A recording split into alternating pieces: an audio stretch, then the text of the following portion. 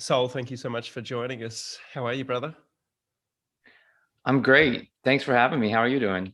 Yeah, really good. And we should just make it known to the listeners, or I should say to the viewers, if you're watching this as a podcast, that you're going undercover, so to speak, or anonymously. Full JD Salinger. That's how I like to say it. Tell me about that. Give us a little bit of an idea or the story behind this. Why you are deciding and choosing not to show your face. Well, it's really funny. I was on Matt Belair's podcast maybe a week or 10 days ago, and he asked me that question before we actually started filming. And he said, I wish I had done that now with all of the privacy concerns and everything online. For me, it had to do with early on, I was doing this healing work that people were sort of turning me into a guru. And I didn't like that feeling at all. I didn't want it to be about me. I wanted it to be about the work. And then I really wanted my writing to be about my writing. And so I decided to simply not make it about me. And the easiest way to do that in this narcissistic culture was to not put my face out there. So I haven't done that in going on 20 years of being a semi-public, semi-famous figure in certain circles. And I'm really glad I did. That I pursued that path. The reason I said J.D. Salinger, he's an example of a famous author. He wrote Catcher in the Rye, and he was anonymous for his entire career. I quite like that because my wife and I have just started doing wellness retreats and cooking retreats on our property, and a lot of people. Well, let me rephrase that. One thing I'm very cautious and aware of and conscious of is to not make it about the celebrity chef Pete Evans. So I nearly I don't want to use the wrong words here because it's not the right terminology to distance, but I allow enough space for the guests that are coming to not think that they're coming or they're going to get a 100% Pete Evans Pete Evans weekend, right? Because I've noticed over the years of being in the celebrity world or being famous through the mechanisms that have led me to become a high profile figure is certain people have a preconception of who you are, and sometimes it's felt like ownership of my identity from other people, and they expect me to behave a certain way or do a certain thing. So when we created the retreat, we've called it the Evolved Sanctuary. And part of what we've created, especially for my interaction with people, is nearly to take a step back and just observe and hold space and bring in different therapists and people to weave their magic. And I sort of just float in and out and do the thing that I love to do, which is to cook for people and nourish them in that way. So it's nearly going back to where I started as a chef behind the scenes, just cooking and presenting food. That's brilliant. Yeah. I have some pretty well-known friends, and they talked about the same phenomenon you just mentioned.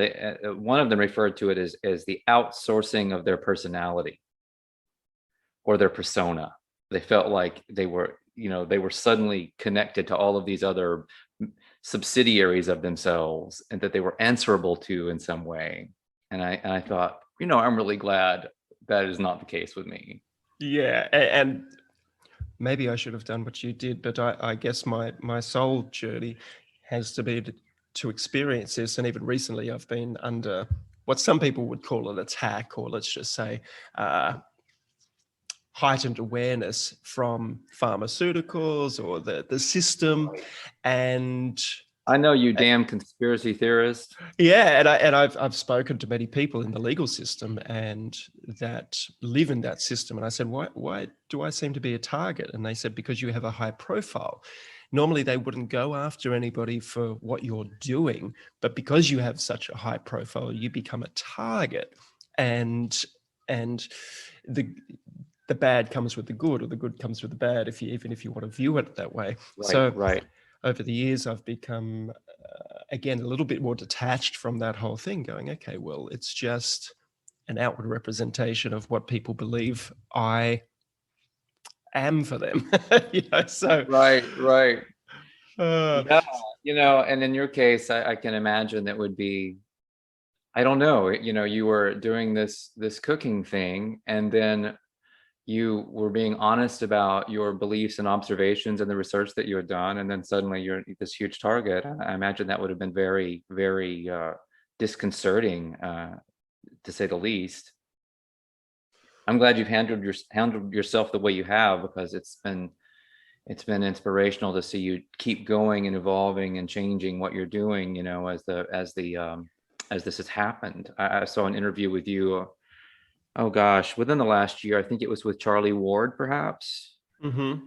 And you were just really talking very authentically about, what that had been like, to experience those kinds of attacks. And I thought, here's somebody who really, it has a lot of integrity and that I would love to meet. And now here we are. Yeah, well, let's get stuck into this. And because you reached out to me a little less than 48 hours ago, and through a previous guest or guests that have been on the podcast, Dr. Bear Lando and also Matt Belair. And my wife and I just went to yoga, and we were driving back, and she said, "Who are you interviewing today?" I said, "Sol Luckman." She laughed. She goes, because we watch Saul Goodman from Better, Oh, right, right. from Better Better Call Saul. from Better Call Saul, and she goes, "You're shitting me." And I said, "No," and I read out what we're about to talk about today, and she goes, "I want to read that book. I need to read that book. This sounds like the type of conversation that I would really like to bear witness to." So you have a fan with what you sent me in my wife and also Oh, thank you myself. for sharing. That's sweet. And I know we're going to talk about Gnosticism or the Gnostic world or philosophy. And it's interesting because it's been creeping and itself into my awareness over the last 12 months, especially since this the world has transformed itself over the last 12 months to nearly be splitting in two, so to speak. And the word Gnostic and gnosis keeps appearing, and I think it's divine timing that you reached out. So I'm going to hand it over to you, Sol, to take us through the journey of your interpretation of what is happening and what has been happening for a long period of time. And I don't want to give anything away, but take over, my friend. Well, maybe I should tell listeners or viewers what it was like to have this novel handed off to me. It was a very odd experience. And you're still there, right, Pete? I am still here. I've just turned off my video. Okay, great. So I've had this experience once before. The last novel I wrote was called Snooze, A Story of Awakening. It's about a young boy named Max who learns to harness the power of his dreams, and he travels into the dream world in search of his father who has gone missing, who has gone looking for his mother who died in childbirth. It's very kind of convoluted, but I woke up one day, and I think this was in 2013, one morning, and the whole plot was just in my mind. I didn't think about it. I didn't reason it out. Nothing. It was just there in this kind of very clean, laid out format for me, and I just began writing it. And it was a relatively easy experience. It took me about a year, and I self-published it, and it won a few awards, and it's gotten a bunch of reviews and that kind of thing. So I thought, well, that's a one-off. That's never going to happen again. In late 2019, I went to bed one evening and was expecting to, I was actually very tired, I remember, and I was hoping to get a good night's sleep. And instead, I was up all night long as if I were being mildly electrocuted. And what the experience was, it was like I was downloading this whole plot of another story, another novel that was being handed off to me. And I didn't sleep at all. I got this entire plot for this novel that became Cali the Destroyer. I remember the next day going bike riding with my partner, Lee, and telling her the whole plot. And it was very involved, and we took a very long ride, and I shared this with her, and she was just like, "You got all of this last night? This is incredible. I don't understand. This is just amazing." And I said, "I know it's amazing. I think I'm going to start writing it." And I did. And this writing process was even more effortless than what I experienced with snooze. Some people, I was talking with a military veteran recently, talking about being in the trenches, and I said, yeah, I've been in the trenches too. I just wrote a novel in the trenches, and what I was referring to was the way I wrote Cali, and this was just tongue in cheek. The way I wrote it was I didn't lock myself in my study. I didn't have to have lots of focus, me time to do this. I did it wherever, whenever, mostly sitting at the kitchen table in the middle of homeschooling with my son and business going on and everything in the world, answering questions, washing dishes here and there. And it just came out just in this flood. And I would write, it would take me about an hour to an hour and a half to write a chapter. And it was so fast. It was amazing. It was like it was all being just recited to me. The other really, really strange thing about this download that happened at the end of 2019 was this was before the COVID stuff hit over here in the United States and before it was really in the press. The strange thing about that is that the novel it's a futuristic dystopian novel, fortunately with a happy ending, that starts in our present with a pandemic, followed by a mass vaccination program that I call Jacksinations for censorship purposes. So I actually spell it JAXX, Jacksinations, and throughout the entire book, so that it hopefully won't be censored on places like Amazon and that kind of thing. So I was being given this entire plot of what was about to happen. I was writing about it, and it started happening as I was writing the story. Oh, fuck. I want to talk to you about that a little later on. And I have a witness. I mean, Lee will tell anybody this is what happened. It was just the most bizarre thing. And over again, she would say things like, you just wrote about that, and now it's in the news. It's happening. They're doing this. They're pushing that. This is weird. I said, I know it's weird. It's really, really weird.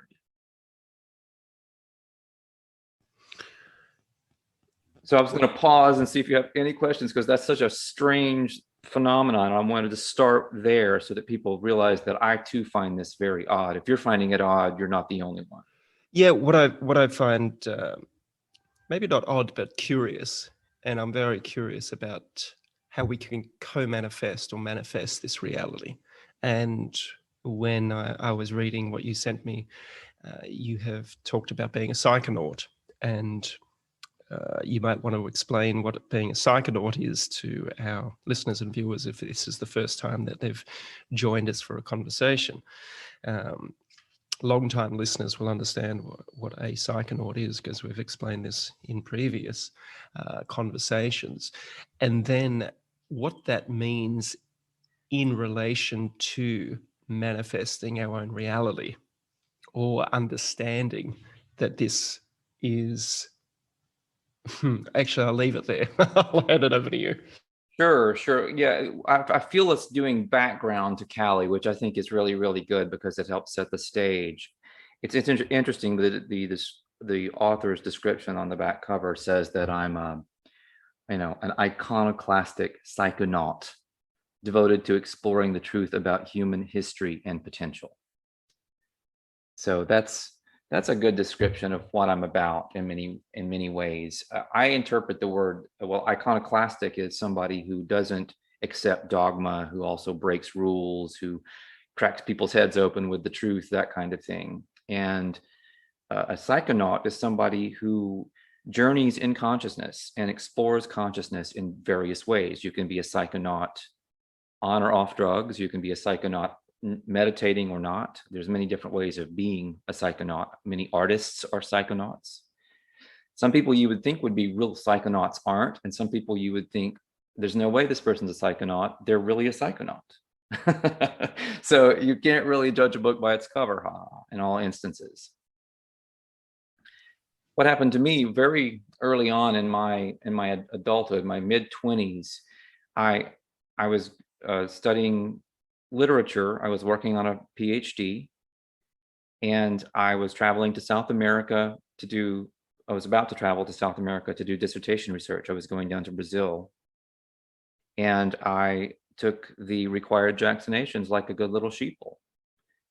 And within the year of undergoing those vaccinations, I'll keep saying, I got really, really sick with some very bizarre, mysterious autoimmune illness. And at one point I had 30 or more symptoms. I developed, this will speak to you perhaps, tremendous food allergies. At one point, I could not even season my meat and vegetables. Mm. And I could not touch grains. I couldn't get near alcohol. I couldn't do cheese. I couldn't do anything. I literally was living in a food prison. I lost weight. I thought I was dying. I went through so many different down so many different avenues and alleys to try to get well. Some things helped me, most things didn't. Most things were just a waste of time and money. I learned some things about energy along the way. I got involved doing some allergy elimination technique that helped a little bit. I did some Qigong that helped a little bit, but really nothing made me feel like I was on the path of wellness. I was also learning a lot during this phase. And when I got to a certain point with the energy work that I was doing, I began asking questions having to do with DNA and consciousness. And what's the relationship between them? And is there a reciprocal relationship between them? If DNA is somehow projecting or affecting consciousness, can consciousness affect DNA? And are they perhaps some kind of closed circuit, like a loop, an infinity loop, or a closed system, a universal closed system? This line of questioning led me into the role of language and how to use language to actually speak to our DNA to manifest health and other things in our lives.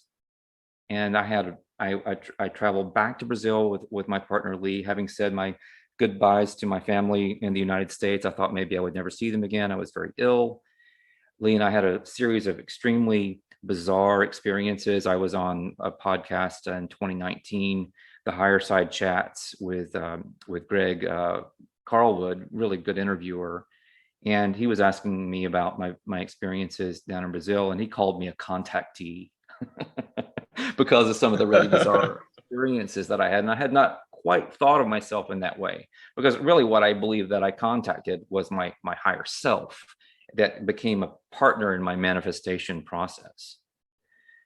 Long story short, I was given this series of vowels, these codes that Lee and I were both given them, that we were instructed through intuitive means to sing and think simultaneously at certain frequencies, or at a certain frequency in this first case.